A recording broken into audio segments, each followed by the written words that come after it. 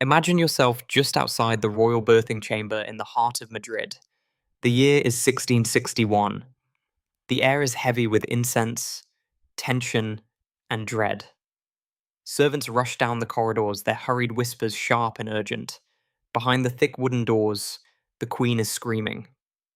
All of Spain waits, breath held for what will emerge. And then, sudden silence.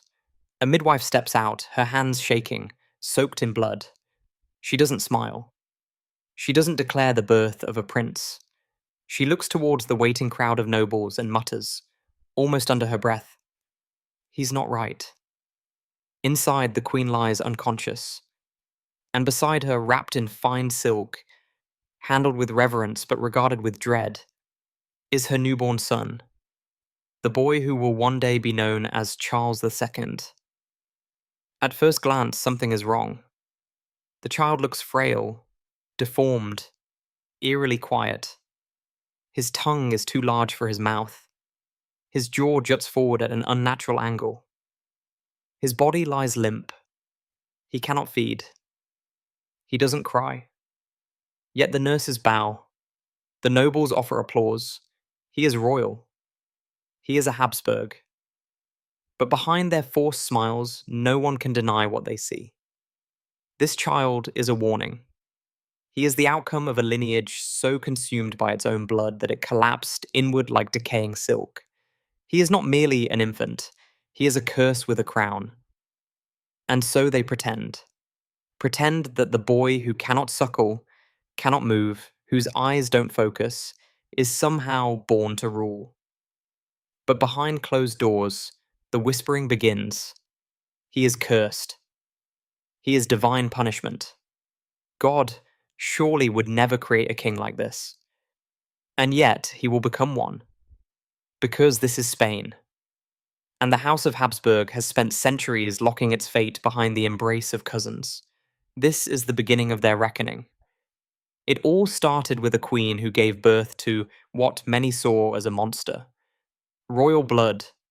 The phrase had once sounded sacred, majestic, untouchable. But no one dared to say what it truly was.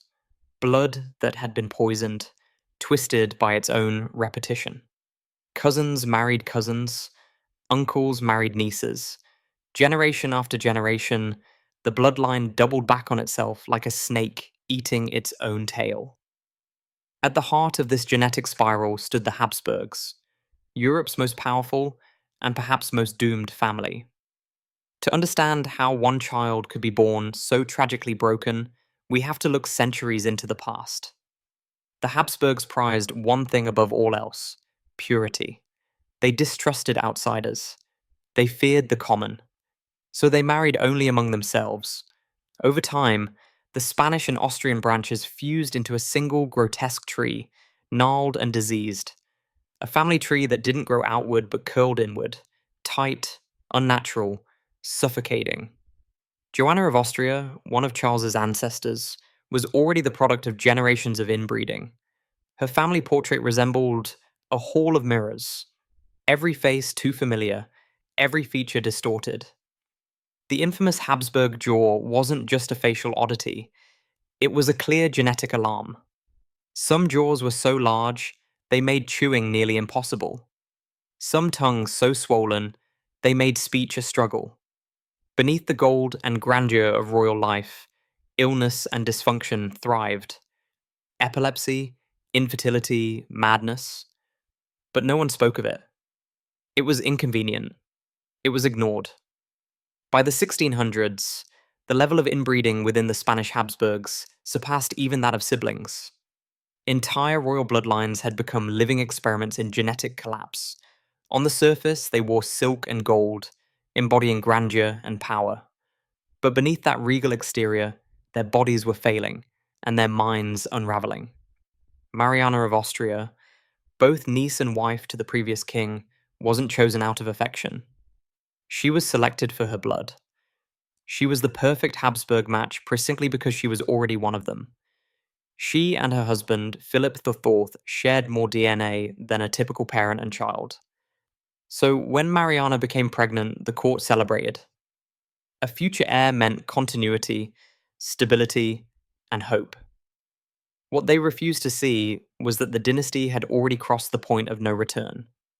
The child she carried wasn't salvation. He was the inevitable result of centuries of inbreeding. From the moment he was born, the midwives sensed the truth. The baby was silent. He didn't move. His limbs hung limp.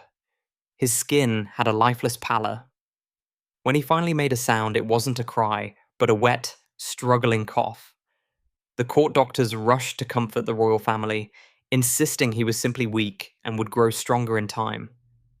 They spoke of miracles, but no miracle came. This wasn't a case of illness. It was the physical embodiment of every misguided decision made by monarchs who thought themselves untouchable. A dead end in royal form. Still, they gave him titles. They wrapped his frailty in velvet, placed jewels on his chest, and praised his arrival as Spain's great hope. But in truth, he was a curse born into flesh. A boy with a tongue too large to speak, a throat too weak to swallow, and bones that wouldn't harden as they should. Yet, Spain had no choice. The empire needed a king, and Charles, damaged as he was the only heir.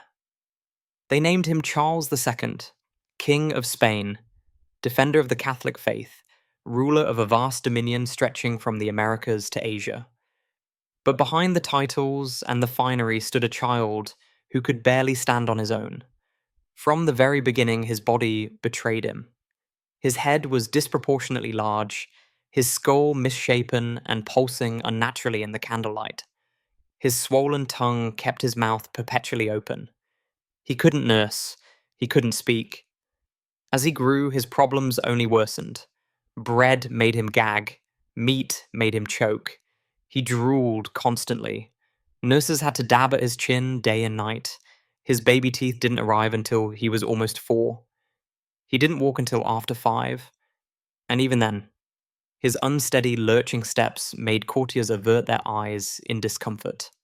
Still, the empire smiled, applauded, pretended. Because acknowledging the truth about Charles meant facing the truth about the dynasty itself. So they rewrote reality. They cloaked his struggles in pageantry. His silences became signs of wisdom. His delays were passed off as divine mystery. But behind palace doors, the illusion crumbled. His tutors, in private, despaired.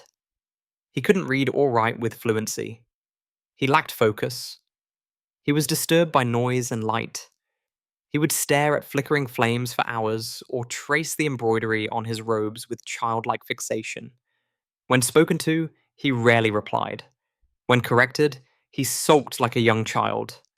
At times, he lashed out, hitting servants, ripping his clothes, chewing furniture like a cornered animal.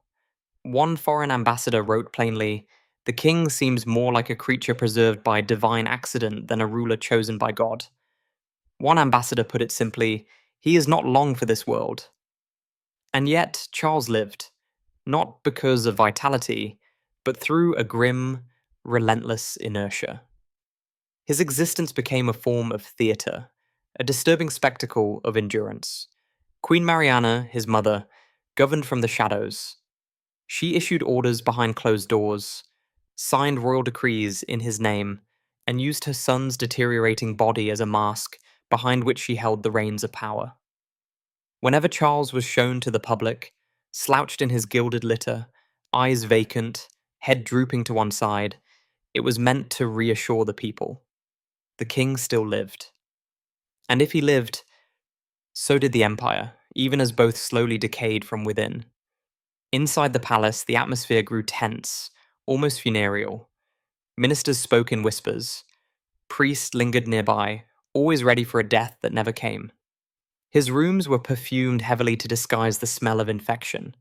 His sheets were changed twice daily. He had no control over his bowels. Yet portraits were still commissioned, filled with lies. In paint, he had sharp features, bright eyes, and the faint trace of a smile. Gone were the drooping jaw, the vacant stare, the trembling lips that betrayed reality. The king was fading, but he had to be seen. He had to be believed in. Because there was no one else, the dynasty had placed its last hopes in a boy too fragile to stand beneath them. They needed him not just to live, but to marry, to father a new generation. Even as his bones softened and his thoughts scattered, the court clung to fantasy. They spoke of a French bride, of future sons, of a line that would continue. But they knew, each one of them, that Charles wouldn't save the dynasty. He was its consequence. As he aged, the line between king and puppet vanished. He was dressed, arranged, presented. But he was never fully present.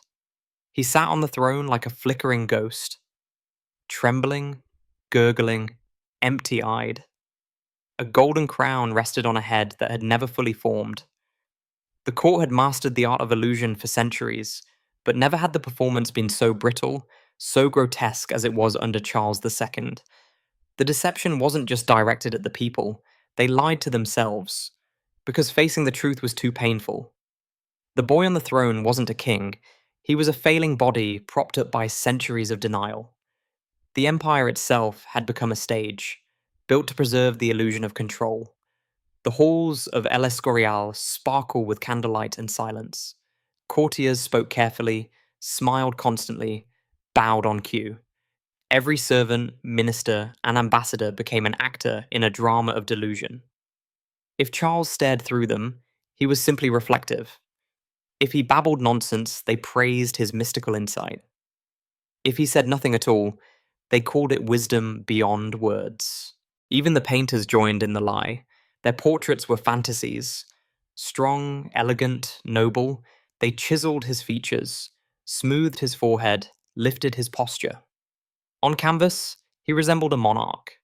In reality, he looked like a man being dressed for burial. Foreign dignitaries arrived expecting splendor. What they found was something closer to nightmare. One French envoy wrote, "I do not know what horrifies me more, the king himself, or the way they pretend he is well." Banquets were held in Charles's honor, where he drooled into his goblet and couldn't lift his spoon.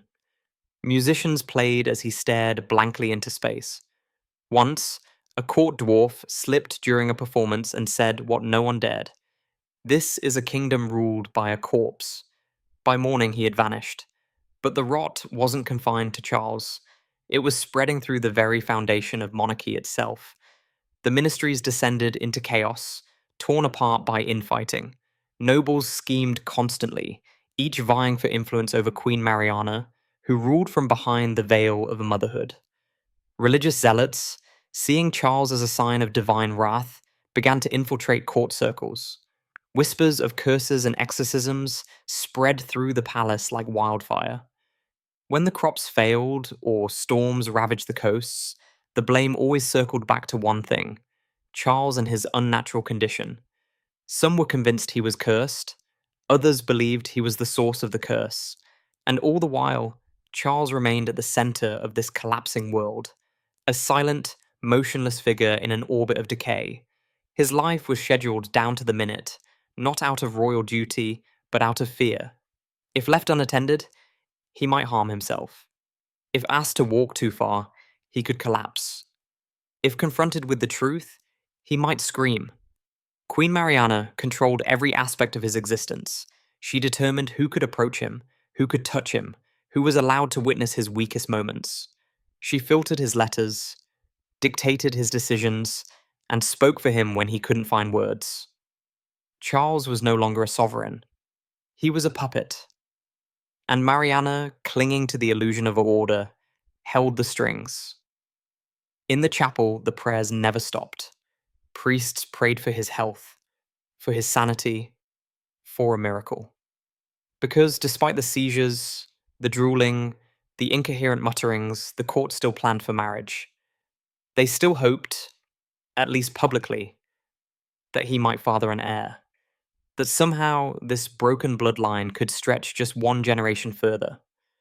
But when foreign princesses arrived, hope turned to horror. One French noblewoman reportedly fainted after meeting Charles. Another refused to remove her gloves, terrified of catching something simply by breathing the same air.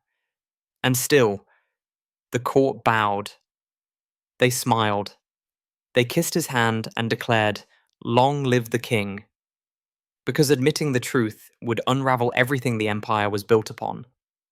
By the time Charles reached 20, the whispers became shouts. They called him El Hechizado, the bewitched, as if sorcery, not centuries of inbreeding, had created his condition. His body deteriorated faster than the court could hide it. His jaw hung open, drool constantly running down his chin. His hair fell out in handfuls. His skin turned sickly and waxen, like melting tallow. His eyes, once merely blank, now darted around in terror, as if searching for an escape from his own skull. And yet, he remained on the throne, this crumbling shell draped in velvet and crowned with gold. Marriage became the next grand illusion. The court insisted he must have an heir. So they arranged a match. Marie-Louise of Orleans, niece to Louis XIV of France. She was just 17, bright, frightened, and wholly unprepared for the life ahead. On their wedding night, she was led to the royal bedchamber like an offering. Charles lay there, trembling, confused, unable to act. Stories of that night soon became legend. Some claimed he wept, others said he prayed. Some said he simply stared at her until attendants had to be called in to explain what he was meant to do. Whatever occurred, the outcome was undeniable. No heir was conceived. Not that night. Not ever. Doctors were summoned. Elixirs were prepared. Spanish fly, crushed pearls, even powdered deer genitals. Priests chanted. Surgeons inspected. But nothing could undo what generations of incest had created. Charles was sterile. His body was incapable of creating life, and beside him, his young wife began to fade. She stopped smiling, stopped eating, and at just 26, she died. Officially, it was called an intestinal obstruction. Unofficially, it was despair. The court buried her with pomp and solemnity. At her coffin, Charles collapsed in grief, ripping out clumps of his hair with shaking hands. He asked to sleep beside her corpse. He insisted she would return. But within a year, they found him another wife. This time it was Maria Anna of Neuburg, strong-willed, politically savvy, German. She arrived with a retinue of priests and a full team of midwives. Her mission was clear: produce an heir. But despite months of rituals, silence, and humiliation, the outcome remained unchanged. No child, no hope. Maria Anna, too, began to wither under the weight of her role. She, like the woman before her, was drained from the inside out. Meanwhile, Charles continued to decay. By the age of 30, he looked closer to 70. His spine curved, his teeth fell out. He couldn't chew. All his food was mashed and spoon-fed by servants who murmured prayers as they fed him. He soiled himself regularly. He couldn't climb stairs, couldn't focus, couldn't recall the names of those around him. Still, the crown remained on his head. And with medicine failing, the court turned to superstition. Doctors were dismissed. In their place came exorcists. Charles was stripped naked, doused in holy water, surrounded by chanting priests. They burned herbs, recited Latin incantations, demanded confessions for sins he didn't understand. One priest even claimed the king had been cursed by a Moorish sorcerer as divine retribution for the sins of his ancestors. No one dared mention chromosomes. No one acknowledged the truth, that this was the inevitable result of a royal house that had refused to mix its blood for 2 centuries. Charles was not possessed. He was the physical embodiment of the Habsburg legacy, a living monument to genetic collapse, swaddled in silk. And still, he ruled. Still, he sat on the throne at the heart of an empire falling apart. Each breath he took was treated as a blessing. Every movement was interpreted as divine. Because if Charles died, so did Spain. There was no backup plan, no successor, no son. And so his decay became sacred. The court embalmed his failure in ceremony. They kept him like a relic, holy, fragile, revered. They shielded him from mirrors. They hushed their voices around him. They told him he was blessed, chosen, anointed. And Charles, hollow and fading, accepted it. Or perhaps he simply didn't know better. Because when illusion is all you've ever known, truth is the real terror. By 30, it was clear he was dying. But no one could say how long it would take. His body had been rotting since birth, just slowly enough to keep up appearances. And like the empire he ruled, it clung to life through inertia alone, decaying, but not yet dead. Behind the scenes, the court had turned into a battlefield of whispers. Everyone asked the same question. Who would inherit the throne when Charles finally stopped breathing? There were no sons, no heirs. His marriage to Marie Louise had ended in heartbreak. After her sudden death, whether from cancer or poison depended on who was asked, Charles was forced to marry again. Maria Anna of Neuburg had been chosen solely for her bloodline. Her family was known for producing sons. But even that legacy couldn't overcome the damage already done. Charles remained childless. His lineage was as empty as his throne. Desperate, the court turned once more to relics, to prayers, to exorcisms. Maria Anna even ordered a spiritual inquiry into her husband's condition. Monks and mystics examined his body, his bedding, even the ashes of his late wife. One account claimed the king was bewitched through cursed chocolate. Another claimed Satan himself had taken up residence in the royal chambers. And Charles believed them. Of course he did. He had spent his entire life inside a carefully managed illusion of monarchy. Now, as his organs failed and his mind clouded over, he clung to superstition as if it were the only solid thing left. He begged the priest to cleanse him, to save what little remained. He slept with holy water beneath his pillow, wore charms around his neck to ward off evil, but nothing helped. Because the truth wasn't supernatural. It was genetic. This wasn't the work of demons or witches. It was the final consequence of unchecked inbreeding, of blood twisted into poison by centuries of pride. Charles wasn't cursed. He was the curse made flesh. His body began to collapse from within. His skin turned a jaundiced yellow. His legs swelled grotesquely. His digestion failed. His teeth loosened and fell. Clumps of hair came out in his hands. His stool turned black, streaked with blood. Cataracts clouded his vision. Yet he remained on the throne, propped up like a relic. Too sacred, or too dangerous, to discard. Each morning, servants dressed him in velvet, combed the last strands of his hair, placed a crown on his trembling head, and set him before the court. There he sat, motionless, melting, his mind drifting. He mistook strangers for kin, repeated himself endlessly, stared at corners, murmured to figures no one else could see. Despite everything, the rot, the ruin, the collapsing empire, no one dared remove him. There was no successor. The Spanish Habsburg line had come to an end. Charles was dying, and with him, a dynasty that had ruled for centuries. In desperation, he dictated a will. But even that document was rewritten, manipulated by courtiers, revised by foreign hands. France and Austria circled him like vultures, each pushing forward their own claimant. War loomed. Everyone felt it. But there was nothing to do but wait. For the final breath of a king who had lived too long. When that breath came in 1700, Charles was 38. But his body told a different story. His autopsy stunned even hardened physicians. His heart was black. His lungs full of fluid. His intestines gangrenous. His testicles, they wrote, had shriveled and decayed. He weighed barely 100 pounds.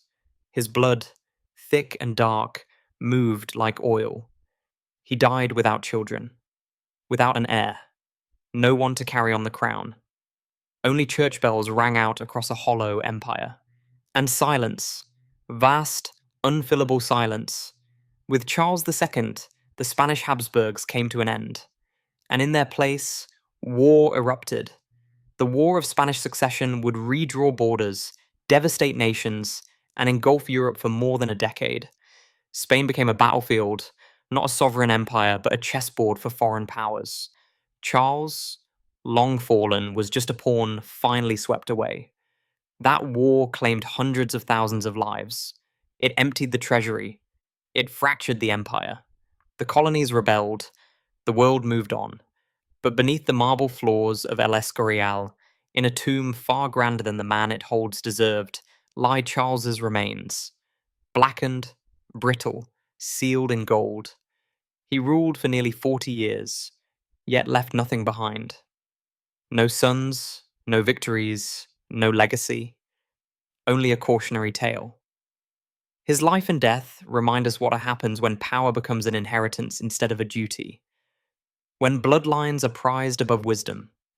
When rulers believe themselves divine and forget that even gods can bleed. Charles II did not lose an empire. He was the loss. History remembers kings for conquest, for glory, for monuments. But Charles left behind none of that. Only a warning carved in bone. His reign is remembered not for what he did, but for what he was. A man so consumed by the bloodline that raised him, he became its final echo. He was the conclusion to a story that had gone on too long. A dynasty so obsessed with purity, it engineered its own extinction. And in Charles, that madness became real. A body deformed by arrogance, a mind shattered by generations of whispered entitlement. He wasn't cruel, he wasn't a tyrant, he was the consequence, a living artifact of a system that mistook inheritance for legitimacy. Every limp step, every seizure, every drooling procession through the halls of a dying palace, he carried the weight of that mistake. What makes his story terrifying isn't just the physical decay, it's the silence that surrounded it. The denial, the pageantry, the gold-trimmed delusion that everything was fine. Because no one wanted to admit the truth. The system had failed. Charles II didn't destroy Spain. Spain destroyed itself and used him to do it. That is the true horror. Not disease, not madness, but a machine that refused to stop, running on pride, superstition, and blood, long after it should have broken down. And so the last king of Spain's greatest dynasty sat drooling on a throne, while the empire crumbled around him, and no one dared to speak the truth. Because this was not just the death of a monarch, this was what it looks like when power eats itself,